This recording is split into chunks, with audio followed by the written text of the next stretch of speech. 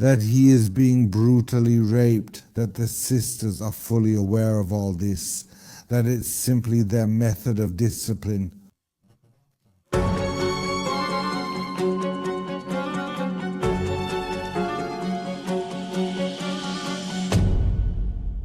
Hello, welcome to another episode of Criminal Patrol. Tomek, well, without a doubt, Tomek is, you have to say it, a monster in human skin. A demoralized man, a dangerous man, but Tomek was once a little child. And when he was just 4 years old, police officers came to his house in Rybnik. The first thing that surprised them was that in this house, where there is, well, quite a few children, there was just silence, some kind of unnatural, abnormal silence. But it was a dysfunctional home where the children were simply afraid of their parents. They sat quietly. Tomek, as I said, was only 4 years old at the time. The police officers came to that house to take him away. They had a court order. He was supposed to be placed in so-called foster care, of course, with someone who would take care of him. And that was a chance for him that maybe life could be better. Someone. How this case turned out, I invite you to watch the next episode.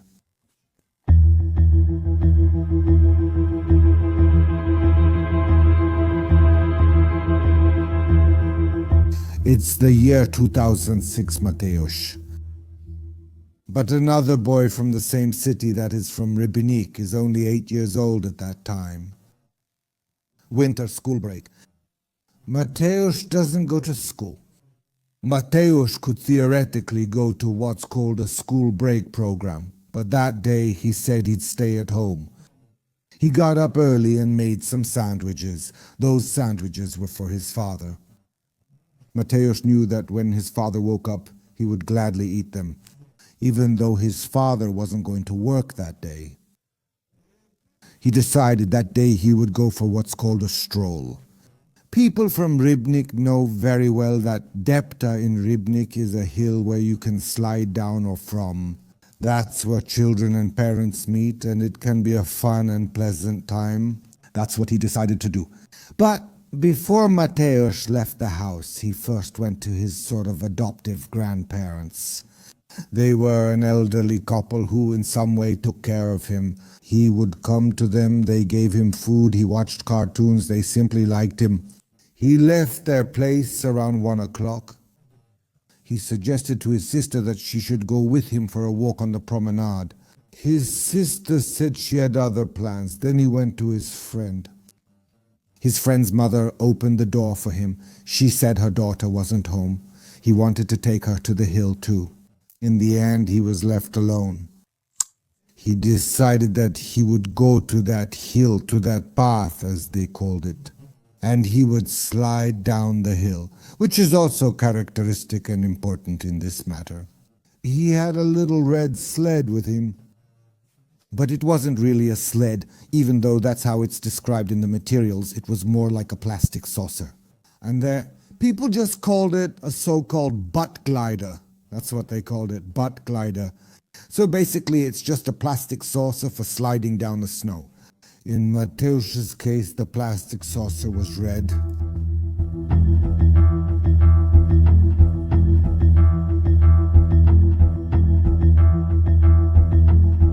From that day, on February 6th, Mom comes back home. Mateusz's mom is waiting for her son. It's already late. She starts to worry, gets impatient. She goes to the promenade and looks for her son, but he's missing. There are hardly any children left. It's late. She goes back home. The search begins as it almost always does in situations like this. Neighbors and family get involved. They search. They go to his surrogate grandparents. They go to his friend. They go to other people, but Mateusz is nowhere to be found. They notify the police. The police don't take it lightly because after all it's a little boy. They don't dismiss this disappearance. The search begins. Well, I would say they were unlucky because that day a real snowstorm broke out over Rybnik. Incredibly difficult conditions. First, winter, frost, on top of that, wind and a blizzard. Well, you can hardly see anything. Despite that, those who were searching got involved, checking some manholes. They're searching abandoned buildings. They're searching ditches, and of course, they're also searching the area around that hill. But unfortunately, they didn't find Mateusz anywhere. As the days went by, Mateusz still didn't come home. Even the family went to a clairvoyant, but he didn't say much either. And nobody really knew what was happening to that little boy.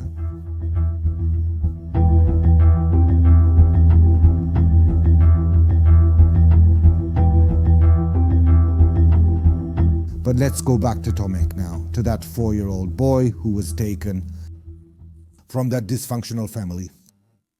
Well, Tomek seemed to be in good hands. He was placed in an educational center run by nuns. These are the Borromean sisters.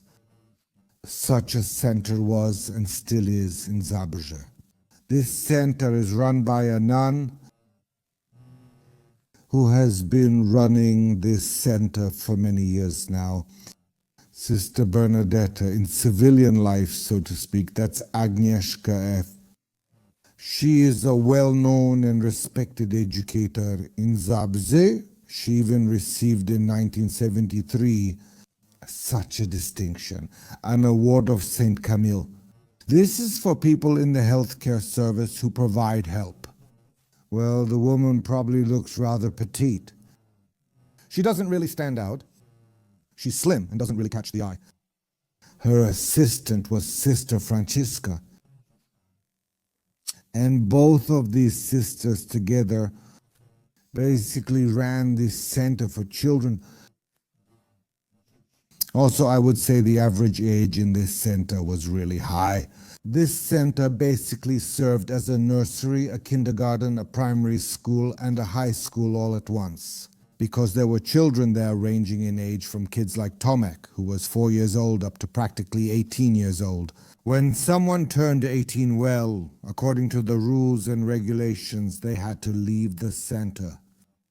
They had to leave. They simply had to leave. And it seemed that for Tomek, in this situation, being taken from that dysfunctional family was a great stroke of luck.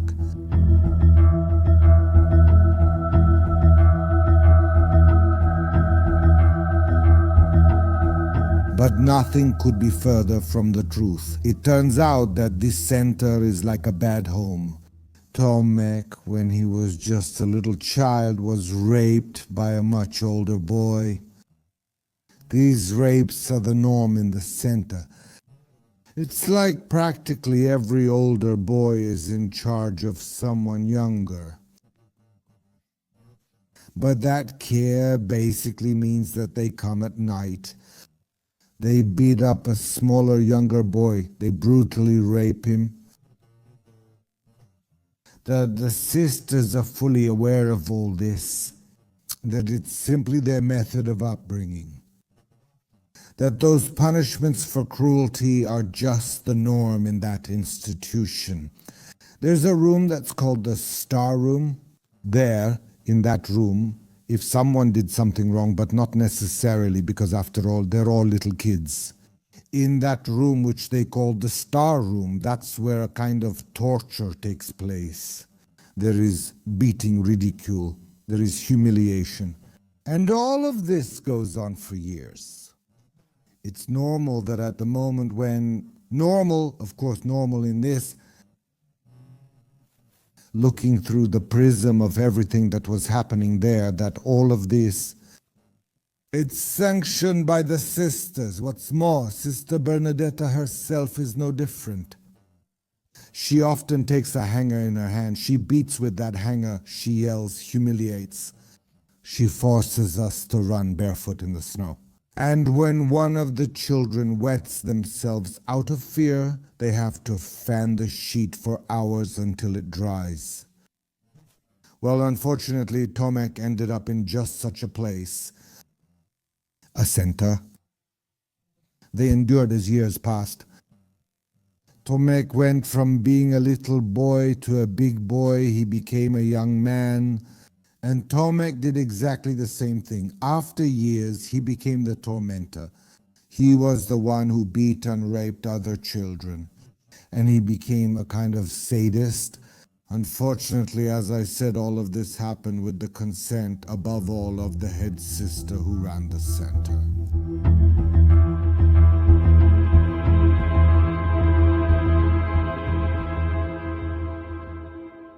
Well, Tomek stayed in that center for 15 years. That's a long time. For 15 years, first he himself was sexually abused and beaten. Then he started doing the same thing himself. What happened to a person like that, who is already 18 years old? Well, at the age of 18, he left that center in Rybnik. It was also common that when someone ended up in that educational center, the sisters would arrange, because I guess that's how you have to put it, documents for him that indicated he was somehow mentally disabled. That was also a kind of calculation on their part, because when someone was diagnosed as disabled or had that kind of defect, they simply received bigger subsidies. And when someone like that turned 18, they would simply put him in a car and take him back to where he came from, which was usually that dysfunctional home, because all those children came from such dysfunctional homes.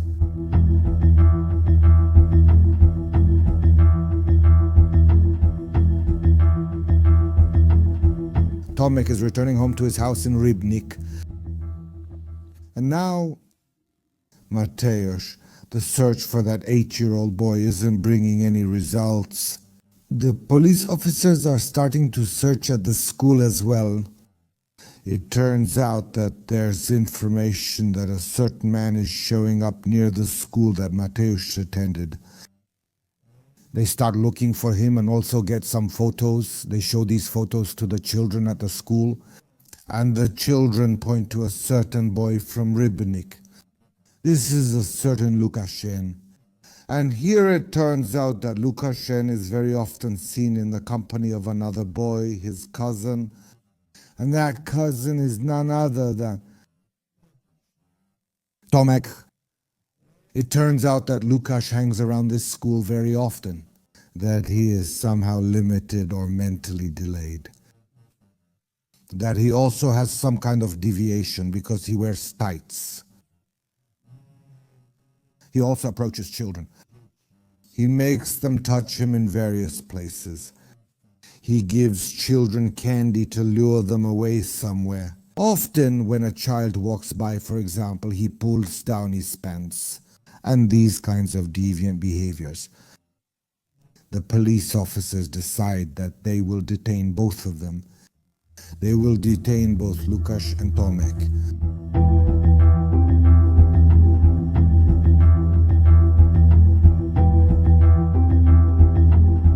On March 9, 2006, both Lukasz and his cousin Tomek are detained. They don't say much at the time, but it's clear they're hiding something, covering things up.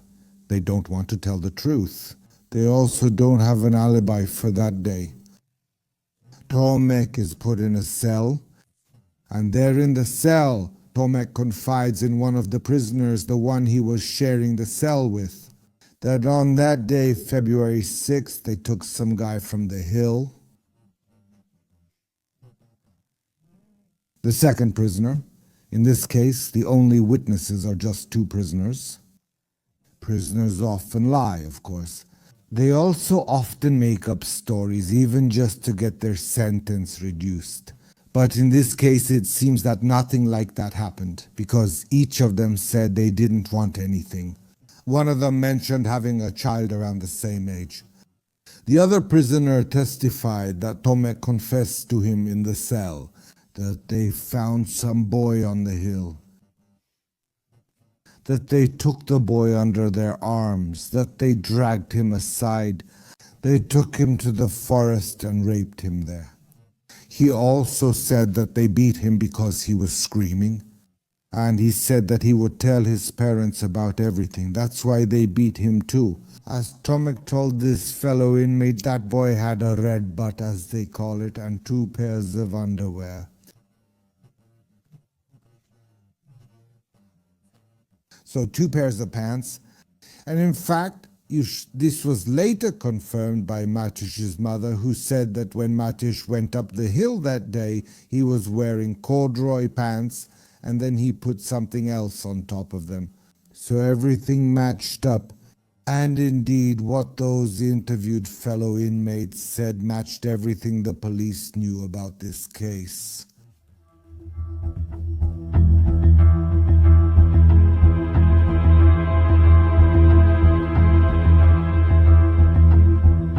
As I told you, both of them were lying the whole time, and rather clumsily at that. During the interrogation in this case, Łukasz also basically admitted that he met Mateusz and that he raped him. Because that's what he said. He was taking the blame on himself, constantly saying that he was alone, that he raped the boy. And then after everything, the little guy, the boy just got scared, ran away, fell into the river, and I think he drowned. As you can see, their explanations, both Tomek's and Łukasz's, were inconsistent. They stuck to the facts the whole time, like that it happened on February 6th, that it was a little boy, how he was dressed, and that there was always that red sled. So those details matched. However, in their minds, in their opinion, especially since Łukasz was actually diagnosed with some intellectual delay, in their opinion, it seemed to them that he somehow avoided responsibility. All of this was also confirmed by Mateusz's mother, all these details and the police findings. Get out of here, Milta. At some point as well, both of them were confronted, Tomek and Łukasz. They somehow kept sticking to their story the whole time, but when it came to the details, everything matched up. Even later, a psychologist was appointed, and he said that it's impossible for two people independently to give exactly the same details about the incident. And it's clear that they are the ones responsible for Mateusz's abduction, then his rape and murder.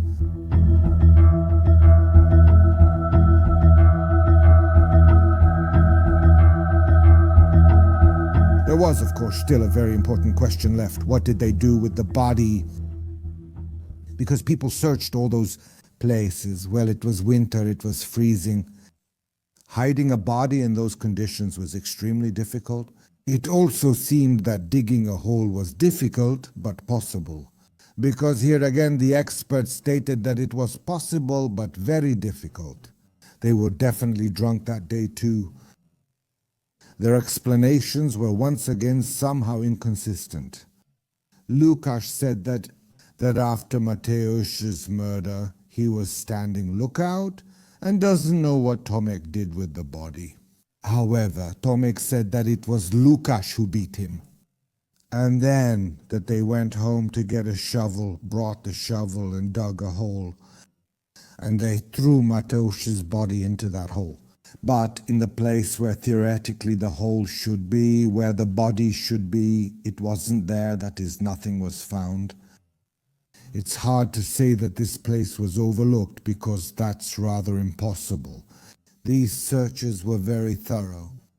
And basically, well, never, because until the end of this case, until the end of this story, it was never possible to determine where Mateusz's body is from a logical point of view. However, it seems that they should be somewhere nearby, because during that chaos, during that blizzard, it's hard to imagine that both of them could have dragged the body any farther. But as for that, I also have a certain hypothesis, but about that maybe later. At some point, both Tomek and Łukasz remembered that for that day, February 6th, they have an alibi. They have an alibi like that. On that day, someone, a certain man from Rybnik, hired them to unload coal for him. And indeed, they came to that man to unload it for him. Of course, the police started talking to that man. He stated that indeed both of them were there that day and were unloading coal. But they came at 3 p.m.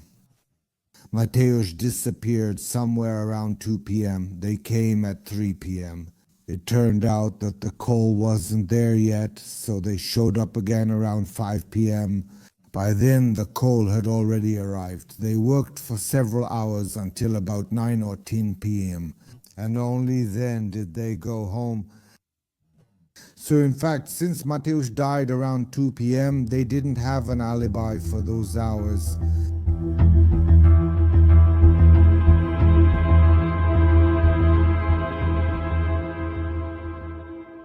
I'm sharing these investigation details because some people in Rybnik likely also wondered about them, had doubts about whether the police really caught those who killed Mateusz. There were all kinds of rumors and gossip going around.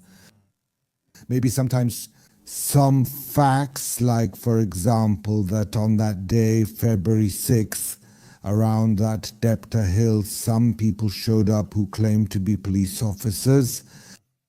However, it seems that in this situation there's no question of any kind of mistake. The evidence clearly points to Tomek and Łukasz.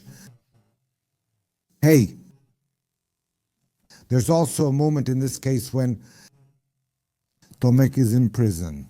He also confided in that inmate about everything that happened at the Borromeus Sisters Reformatory, about everything that happened there. And here the police began a separate investigation.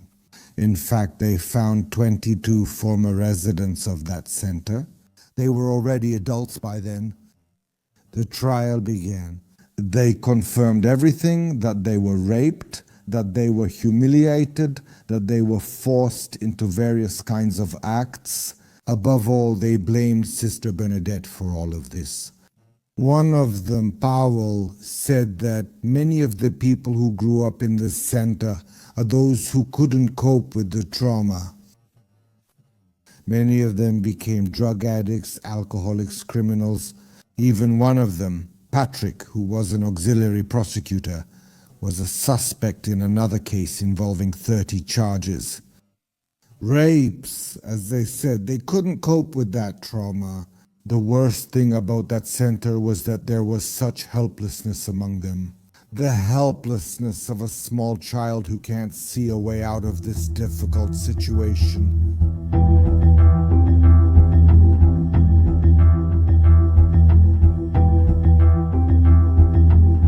In total, Tomek and Łukasz were sentenced to 25 years in prison. The doctors did not diagnose them with any mental illness, although, as you remember, Łukasz did indeed have some intellectual limitations, so to speak.